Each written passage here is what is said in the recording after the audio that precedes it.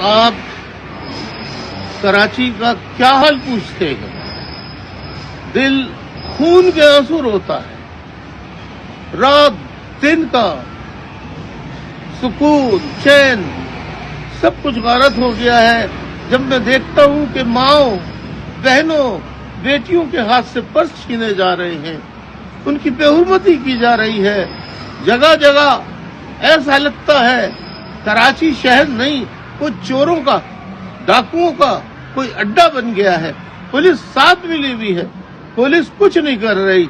मुझे वो जमाना भी याद आता है कि जब मैंने अपने दौर में महल्ला कमेटियां बनाई थी, हिफाजती कमेटियां बनाई थी।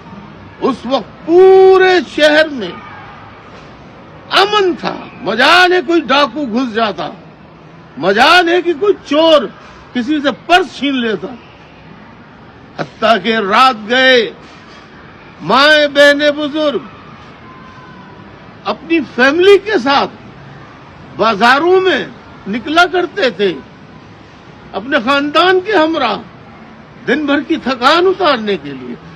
लेकिन वो जमाना बहुत याद आता है। काश वो जमाना फिर आए और हम